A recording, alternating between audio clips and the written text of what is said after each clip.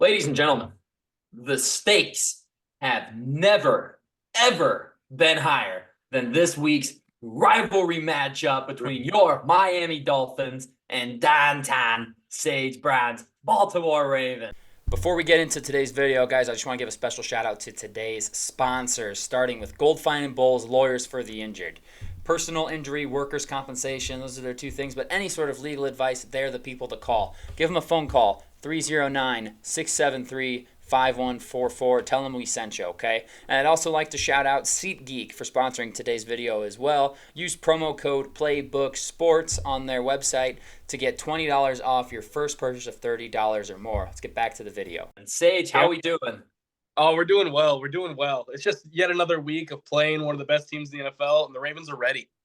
I love it. Not underdogs this week. I saw that. Someone was like, Lamar, what do you think about not being underdogs? It's like, we're underdogs. We're underdogs.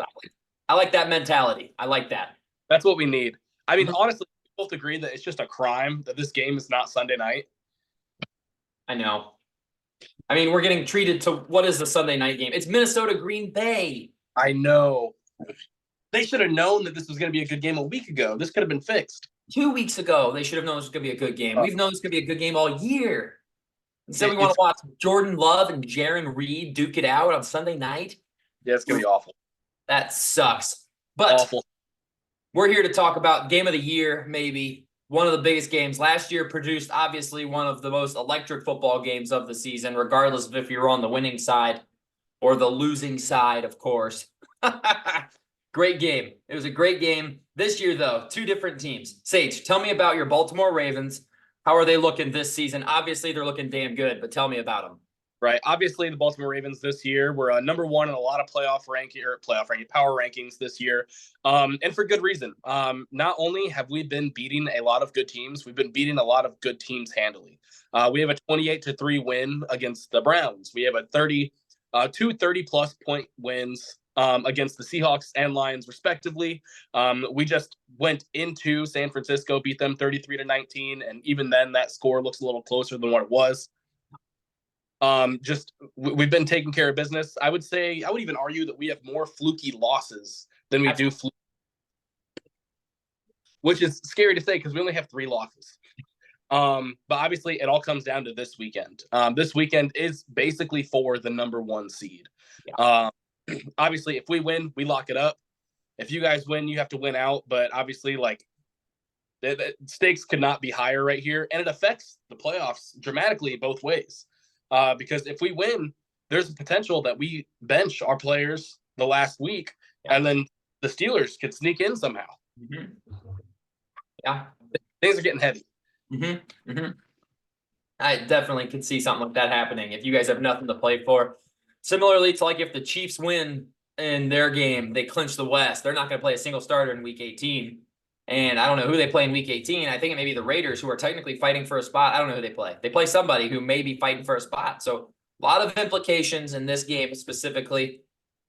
Miami, 11-4 on the year. Big win over Dallas this past weekend, as we all saw. First signature win of the season. Finally got one. Felt damn good. The offense, not as historically good as it has been all season. It was fantastic at the beginning of the year. Has definitely slowed down, at least to a great offense. It's no longer is this the best offense we've ever seen? They've slowed down, but that's what happens. The league catches on to what you're doing. They adjust.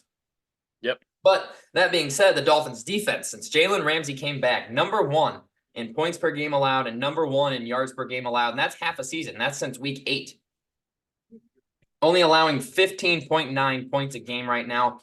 And on the whole overall season, which includes 34 allowed to the Chargers and 48 to the Bills, still 4th in total defense. So that's still very, very good.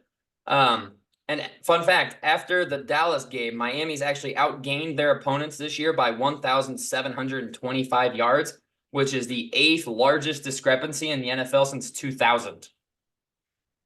Crazy. We move the ball. The boys move the ball. And the defense is humming, which is why this game is going to be so, so good.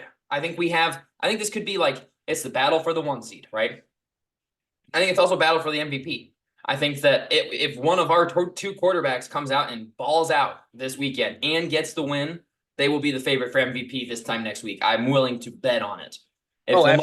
if Lamar comes out and throws for 302 tuds and rushes for another 75, like he's the odds on minus 400. He's winning the MVP. And on the other side, if Tua comes out, throws for 350 and 3 touchdowns, no picks, wins the game, it's all of a sudden now it's him jumping Lamar for number 1. And I think both of them could have a claim on the MVP depending on how they play this weekend. If this game ends up any way how it did last year, I mean, MVP stakes are being put up. Oh yeah, absolutely. This will be this was a huge game for everybody. Everything to play for, everything right in front of both of our teams. I mean, I don't want to leave it up to us beating Buffalo in the last week of the season, and I'm certain you don't want to leave it up to you guys beating the Steelers in the last week of the season to win your division. Because Cleveland looks damn good. You guys got to win one of your next 2 to clinch it. We have to win one of our next 2 to clinch the division. We both need one. If we lose and you guys lose next week, Cleveland could end up taking the number 1. Yeah. And none of us want to go to Cleveland with Joe Flacco the way he's playing. No, that's terrifying, man. They look dang good yesterday against the Jets. Yeah, they did. He is just having the time of his life out there, man. It's good to see. It's good to see him having a ton of fun. I don't know, man. I'm waiting for him to turn into a pumpkin, I'll be honest with you. I'm waiting for the magic to kind of wear off a little bit. So am I. But, I mean, they took away his number 1 weapon, and look what he did. Another 300 yards and 3 touchdowns. So going all to my boy Jerome Ford for fantasy playoffs, baby. Yeah. What a stud. What a stud. But, all right, tell me about Baltimore's injuries. Obviously, today is Friday as we're recording this, so we have the most up-to-date injury report. Ton of questionables for both the teams. What are you thinking? What are some key players on the Baltimore Ravens injury list that has you concerned? So there's a few players on the Baltimore Ravens injury list, but the most notable or the most questionable, I would say, are going to be Zay Flowers and Kyle Hamilton this week. Zay Flowers has been a limited participant this week, but granted, last week he was also questionable. Came back against the 49ers, had 9 catches, 70-plus yards, and a touchdown. So if he's not practicing, I'm not too worried about it. The one I'm very worried about is Kyle Hamilton. Obviously, he went down second half of that game against the 49ers. Had a fantastic game, 2 picks. So I have his numbers right here. He has 81 tackles in the season, 63 of them solo, 13 passes defensed, 10 tackles for loss, 4 QB hits, 4 picks with a touchdown in there, and 3 sacks with a forced fumble. He's all over the field. This man is 6'4", just playing everywhere. He has snaps at the defensive line for some reason. I saw snaps against the Niners where he was technically lined up as a defensive tackle. How does that make any sense? That's insane. Yeah, I love this man to death. I don't know how he fell to 14 for us, but I'm thinking my lucky stars. Mm-hmm. But obviously, I want him out there if possible, just because we know Tyreek Hill is going to get his. Yeah. You know, you can only hope to contain him. One of my things that I have written down in the 2 games that Waddle hasn't been in this year, I'm counting last week because he went down early. Yeah, Hill has 15 targets and 14 targets for a combined 314 yards and 2 touchdowns. Jeez. So we know that they're going to funnel the ball to Hill. Going to Tyreek, spoiler alert. Right. And with another questionable for us is Brandon Stevens, our cornerback 2, behind Marlon Humphrey, who Marlon Humphrey usually plays slot, so he's probably going to be the one trying to contain Hill the most. I'm hoping he gets out there as well, but Hamilton's definitely our number 1 risk. Yeah, that's a tough one to lose for this game, but you hope that at least it looked bad initially, and I'm like, no way, they're not losing him for the season, right? They cannot lose him for the rest of the year.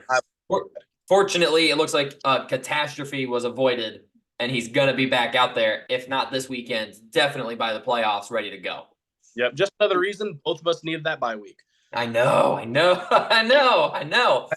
Yeah, because Miami's injury list is pretty long still, and it is a lot of questionables, and a lot of them are like questionables that if probable was still an option, they would be probable to play. Like Teron Armstead is technically questionable. He's going to go.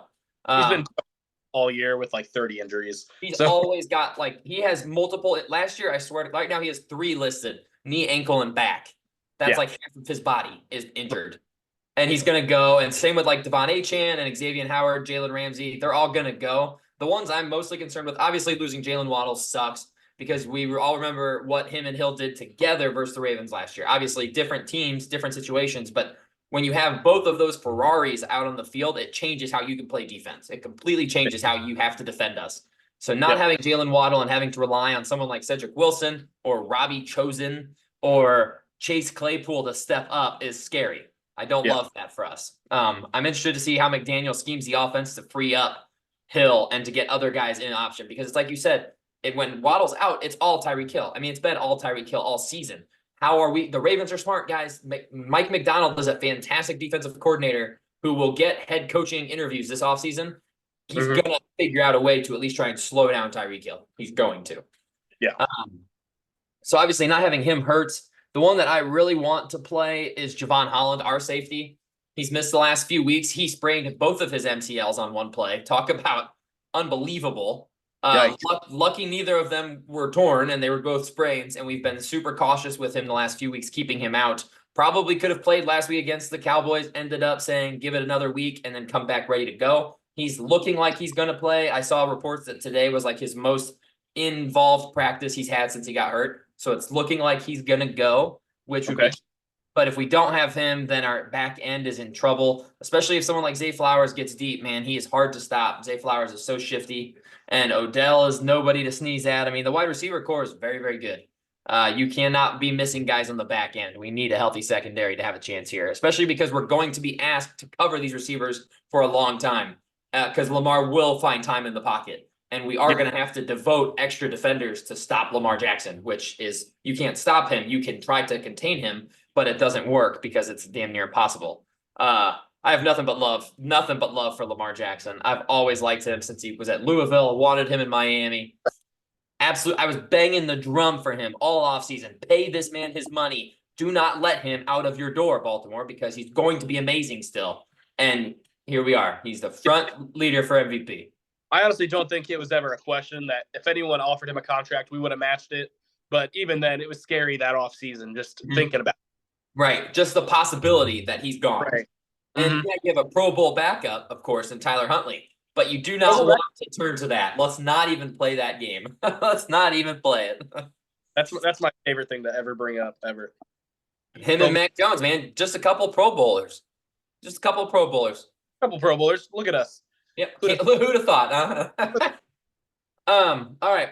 I'm going to give you one key to a Dolphins victory, and then you go, and we'll just go back and forth for our two keys to victory for each team here. Yep. For Miami, the number one key is probably an impossible key because nobody can do it because this guy has tormented the league with how good he is. But it's contain Lamar Jackson. He's arguably the most prolific athlete football has ever seen, just in general, with his speed and elusiveness, and that the throwing has now picked up as well. You absolutely have to dedicate a defensive player to spy on him the whole game. There's no question about it. Somebody who is fast has to be a spy the whole game, because otherwise he's going to sit back there. The defense can be perfect. You can call a perfect defense, and Lamar Jackson can take off for 50 yards, and there's nothing you can do because you didn't have a spy on him, because you dedicated everything to covering the receivers and the running back and trying to get pressure. And all he does, he goes, whoop, see ya, down the sideline for 50 yards because he is just that damn good. On the year, Lamar, 3,300 passing yards and 19 passing touchdowns. Very solid as a passer. But like I said, on the ground, 786 rushing yards, leading the Ravens in rushing yards. I mean, you can, whenever the Ravens win a close football game the last several years, you can always find a play Lamar Jackson made off script where his receiver wasn't open and the pressure was getting home and he just takes off. And it's like, yep. I mean, against Miami last year, that one play where he took it, nothing's open, up the middle, 75 yards at a touchdown. Yeah. That's what he does. That is every signature Ravens win. You're like, wow, this guy is unbelievable. And it's backbreaking for a defense. You can do everything right. And if you don't contain him, if you do not have somebody parked in the middle of the bus watching him, he will break your back. He will take a 3rd and 20 quarterback run for 30 yards and just gut you and leave you wanting to die a little bit. So that's my first key to a Dolphins win, is to contain Lamar Jackson. What's your first key to a Baltimore Ravens victory? Yeah, and I already touched on it a little bit, but obviously our key to victory is going to be containing Tyreek Hill. I mean, obviously he is, in my opinion, the best wide receiver in the game. You know, he's the cheetah for a reason, and there's a reason he's in the MVP conversation right now. I mean, I think Tua and Lamar, obviously, it's a quarterback award. We know quarterback's going to win it, even though Chris McCaffrey, Hill, they're players that are absolutely going off, but Tyreek Hill is on next level. You know, and just watching him go out there and absolutely obliterate defenses, especially this week when you know Waddle's not out there. But even on, he still goes off. You know, you just have to stop one person and you can't. It's very, very much along the lines of like you see the highlights of like Calvin Johnson being doubled at the goal line, and you still can't stop him. Doesn't matter. It's that, but with speed. It Yeah. was with him, but it's that with speed and with his route running. He has strong hands, and just making sure if we can keep him under 100 yards, and I know that's all task. That's a big task. Under 150 is a tall. That you got a chance. But even then, if we can keep him under 100 yards, I feel very confident in that. Going along with the Tyreek Hill and the Tua connection is we need to rush Tua as much as we can. Obviously, Tua has been next level these past 2 years. He's been a top 5 quarterback. Take away concussions, he's been a top 5 quarterback. And when he is pressured, he's a 45% completion percentage. So as we get home, which we are number 1 in sacks, guess who's number 2? You guys. There. 2 sacks behind. But thankfully, we have a top 3 offensive line, whereas you guys you're in the bottom 10 offensive line for allowing sacks. So if we can capitalize on that, Justin Madubuike maybe gets a few in there, and our speed can rush along the outside and slow down Hill any way we can, whether that comes from pressures, whether that comes from doubling, whether that comes from sweeping the leg. Sweeping the leg. I'm okay with it. Yeah, just got to do. Yeah. Yeah, it's like we both have tasked our defenses with impossible tasks, slowing down people that we know how they play, and you have to stop them, and you still can't do it. Doesn't matter what you do. Yeah. And that kind of feeds into my second key to the Dolphins. It's play to your strength. Miami has to play to their strength. When you think about the 2023 Miami Dolphins, you think of one word, and it's speed. It is killer speed. The last couple of games, Dolphins have really tried to forge a ground identity. We can run the ball at you too if we want to. We will and can do that. That's great and good. I'm happy that we're a balanced offense at times, but Baltimore will stop the run as they're the number 1 defense in the NFL. They are very good against the run. And if we need to get creative with the speed. Use the speed that we have. No defense in the NFL can match our speed. There are not 2 defenders on one team that can keep up with both Tyreek Hill and Devon Achane, let alone Raheem Mostert, who is also unbelievably fast. What I want to see, we need Devon Achane in the slot. I would love to see some Devon Achane in the slot. Get his speed out there to complement Hills, even as a decoy. Something. You have to use motion. Put these speedy guys in motion. Make Baltimore run all over the defensive side of the ball just to keep up with your receivers. And then hit them on a quick slant, something quick when they're gassed because they just sprinted all the way across the field to get to where Hill was. And now he goes the other way real fast, and you've got to keep up with him. If Miami tries to get into a slugfest with the Ravens, that's playing right into the Ravens' hands. That's exactly what Baltimore wants because they're an AFC North football team where they're the black and blue division of the NFL. You don't play these teams and come away without bruises and getting the shit kicked out of you. It costs a chunk of flesh to play these teams. This is not fun football. I do not enjoy this brand of football. It is ugly, it is vicious, and you leave beat up. And if we decide, you know what, let's get into a street fight with them, we are going to get curb stomped because that is not what we're built to do. We need to try and just run around them until they tire out and then maybe get a couple quick shots in there, a couple throat jabs, and hope that that's enough. Because the Ravens are a ground and pound physical team, and that defense is unbelievably physical. You have to use your speed to beat that physicality because you cannot out-physical this team. The Niners tried, and look what happened. They got embarrassed on their home field. You have to outspeed them and try to out-scheme them as best as you can. I'm really excited for the Mike McDaniel versus the Mike McDonald matchups all day long. That is going to be must-see television. I cannot believe this game is not Sunday night, dude. I can't believe it. Oh, it's ridiculous, isn't it? What a failure by the NFL. Ugh. They messed up. What else you got for a key for the Ravens? Last key. So our last key is going to be controlling the clock right here. Obviously, you guys can score in a moment's notice. Whether it be Achane, Mostert, or Hill, with that speed, you guys can score in 1 to 3 plays. And it's game. It's a house call almost every time. Every time you guys score, it's a long score.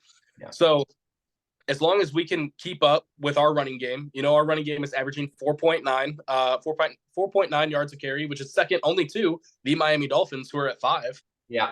5 flat.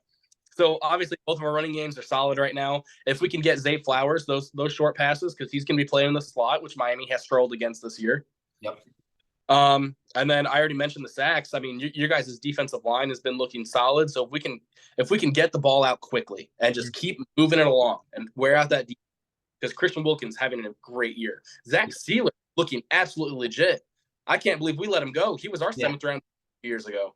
Yeah, he's been a stud. He is. Fun fact: he is the last pick ever made by Ozzie Newsome as a GM. Really? Huh. Yep. But as long as our defense can contain that, you guys' running backs with Patrick Queen and Roquan Smith there, I think we make you guys one-dimensional in one way. Whether it be you need to funnel it to Tyreek Hill and we can eliminate that, or you guys decide, hey, Hill's not getting it done because they're doubling him or something like that. And if we can bring this to a physical game in the trenches, I'm feeling good about that. Yes, we need that is bring it to the. Yeah, you guys are just too physical of a team. I mean, it hurts that we're missing a couple, our interior offensive line. All 3 of the starters on the middle of the offensive line have been banged up. Robert Hunt may go. That was somebody I didn't mention. He's questionable still. I would love it if he could go because he at least has a chance against someone like Justin Madubuike in the middle. But Liam Eichenberg, Lester Cotton, and Robert Jones do not stand a chance against him. And our tackles are going to have their hands full anyways with the edge rushers. So if you guys push the pocket from the middle, that will be troubling. And then just controlling the clock. Yeah, with as good of a running team as you guys have been, if you keep how do you stop a good offense? You keep them off the field. That's always been the formula. That's been the formula to try and stop the Chiefs for years. Just don't let Patrick Mahomes have the ball. It's very simple. Just run the ball 15 play drives where you eat up 8 minutes of clock time. And then you get a touchdown at the end of it. It's like Dallas's drive against us last week was almost the most demoralizing opening drive for us. It turned out to be the most demoralizing opening drive for them because they went all that way to get 0 points. Well, that being said, I feel like a lot of our problem is sometimes we take our foot off the gas a little too early. And if we do that against you guys, it's going to be hard because we did that to the Niners. All of a sudden, within the last 5 minutes, had a chance. They were only down 2 touchdowns. If they scored again, they have to get an onside kick and win it, or an onside kick, or a quick stop and go down there and score, which is definitely possible for them. That happened to guys last year. I mean, we were up 21, played too conservatively, run on first, second down, throw on third. You're out. Yep. And then we can keep our foot on the gas and make sure this continues to hum how it is supposed to hum. I'll feel a little better. Yeah. Both the teams got to keep the foot. Cannot let the other offense get rolling because if either of these offense gets going and starts going up and down the field, it's going to be a long day. Because then you got to try and keep up, and that's when both of our defenses play really well from ahead. And that is where if one of us gets ahead, then our defense will be in trouble. That's just how both of our defense have played this year. I do have concerns with us because we haven't trailed by more than 7 points the entire year. Yeah. So a lot of that, granted, we haven't trailed by 7 points. That's an amazing accomplishment. We don't know how we're going to react to that, you know? And I do feel like in the national media, stuff like that, a lot of people are like, oh, can they play from behind? It's like, okay, you're kind of moving the goalposts a little bit. Because it's like, oh, they're not that good. They haven't had to lose. It's like, what do you want from us? Right. Oh, sorry. Are we supposed to let them score so we can? Right. So we can prove to you that we can come back, or how about we just get a fat lead and sit on that all day? Right. But this is definitely one of the teams where that specific scenario lingers ahead a little bit, you know? Yeah. I mean, there's a reason it's only a 3.5 point spread. Like they expect this to be a great game. It's the number 1 seed versus the number 2 seed. It's going to be an awesome football game, maybe an AFC Championship game preview coming at you guys this Sunday. Final verdict on this game. I only have one concern I'm bringing up, and it's NFL and their narratives. I don't care what you say, what anybody has to say. There is always something afoot with the NFL where it's going to happen. And I think that the NFL is desperate. I mean, desperate for Miami versus Buffalo in Week 18 to be for the division. Because then there's your bump to Sunday Night Football. Both these teams are in the playoffs. Let's move it to Sunday night. And the winner gets the division and the home game. And the loser has to go probably to Kansas City and take on the Chiefs in the first round. And if the NFL is that way, man, watch us to get like double-digit flags on some ticky-tacky shit. And I'm going to be in here so pissed. I'm going to be so mad.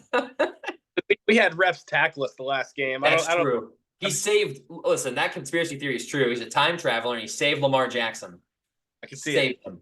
That's- I really, when I look at these two teams, I think these are the two best teams in the AFC. I don't see many obvious flaws for either side. They can both move the ball on the ground and through the air, and they can both play fantastic defense. So then when I'm forced to try and figure out, okay, how do you stop the Ravens? What do you do to beat them? How do you beat them? And I didn't really find any common denominators in your guys' 3 losses. The only thing I could come up with was they didn't let Lamar run all over them, and they made him try and beat him through the air. In the 3 losses, Lamar in all of those games was less than 240 passing yards and had a combined 1 touchdown and 3 picks. So they just load the box and say, all right, Lamar, your receivers, and you have to beat us through the air. We're going to blitz more than you can block, and we're going to have 1 fast guy covering Lamar. And can Miami do that? That's what the question is going to be, is can we force Lamar to sit in the pocket and pass and not let him get out and just contain him in a way? I think that'll be the key to the game. That'll be the whole decider. And honestly, in my season preview, I picked Baltimore to win this game. When I did the schedule release, I was like, we're going to beat Dallas and we'll lose to Baltimore the following week. Changed my mind. Everything's different now. The stakes are too high. You think I'm going to look you in the face and say, yeah, we're losing this game? Hilarious. I saw this coming. That was before I knew Miami had a top 5 defense to go along with the offense. I figured we'd have to outscore everybody, and that's not sustainable. All of a sudden, the defense is like, hey, we're here. We are here. And this defense is here. Both of these teams are dealing with big injuries in this game. And I'm going Miami. I got to. I'm going Miami 28-24, and Lamar's going to have the ball, and he's going to get a chance throwing it into the end zone to end this football game. This game is going to come down to a last pass from Lamar in the end zone that's getting dropped. And I'm going to pull off my jersey and start running around the neighborhood, going banana land. I do think this game will be a game where it's like everyone's expecting fireworks, and similar to like Dolphins and Dallas last weekend, I think it's going to be a lot of long drives, long methodical drives of 10 to 15 plays that eat up 6 to 8 minutes of clock, and just try and wear down the other team's defense, because that's the best way to beat both of these teams, is to keep their offense off the field and drain their defense as much as you can. But yeah, I'm going Miami 28-24. Give me your final verdict, Sage. What you got? You know, beginning of the year when we were doing our season-long predictions, I had Baltimore going 12-5, and that's not happening. Well, our next 2 games, you know? Mm-hmm. So I'll respectfully say that I was wrong at the beginning of the season. Sure. Feels good, doesn't it? Feels a little good right there. Feels good. But the one difference between Miami and Baltimore and these winning records that they have is that Baltimore had the hardest schedule in the entire NFL this year. Yes. Yeah. Miami did not. No. So with our experience on facing good teams, with our experience of our physicality, with our defense taking on a different level, are absolutely learning from his mistakes in past years and passing the ball and going through the air. I am taking Baltimore in this game, and it's not for anything but the point of we continue to make statements. Yeah, you know, and it hasn't stopped. We've played a lot of powerhouses before, and the powerhouses are not the ones that beat us. Nope. Because the Browns, when they beat us, they didn't even have Flacco yet. No. Who was quarterback for that? Was it PJ? Deshaun Watson's last game. Oh, that's right. That's right. Yep. That's right. The game knocked him out. Yep. Nice. But yeah, when you're looking at this game, obviously the implications are absolutely crazy. With all of us being a little bit bruised and battered, that bye week just becomes more and more important, especially if we're supposedly getting Mark Andrews back in the playoffs. A bye week will help tremendously. If we could be even more 100% with Isaiah Likely having the experience that he's gotten the past few weeks. If you take his stats right now from when Mark Andrews got hurt, he'd be on track for 1,000 yards and like 12. Jeez. So give me Baltimore right here. I'm going to go the other way though. I think Tua and Tyreek are going to have a chance to tie it up or win it at the end. And I think defense is going to flex his muscles just a little bit. Maybe we'll have an unsung hero that finishes the game. Okay. You're going to have some closer, an unsung closer come in and finish the game. Unsung closer. Okay. Maybe in Stevens action. I like it. I really do think I do think that this game's going to be close. I don't see any way that this game's a blowout one way or the other. I think both of our coaching staffs are too good to allow it. We've each seen each other's tape from all season. We know how each team is going to play. And both teams have too much talent to get blown out. It's going to be a very, very good game. And I cannot wait for it. Honestly, this is going to be a ton of fun to watch this football game. We'll learn a lot about both of these teams again. I mean, we already know everything. We'll learn a lot about Miami in this game, genuinely, because Baltimore is going to be fine one way or the other. We'll learn a lot about the Dolphins. Now we got to go on the road and beat. We broke a bunch of narratives last week. Let's break a bunch of narratives this week. Come on. Woo! No, it's going to be a close one. I think the odds makers have it right this time. Yep. It's gonna be a great football game, and I cannot wait to watch it on Sunday. We're gonna have a good day. Yes, sir. All right. That's all we've got for you guys for this Miami Dolphins, Baltimore Ravens preview video. We will be back next week with the recap. We will see you all then.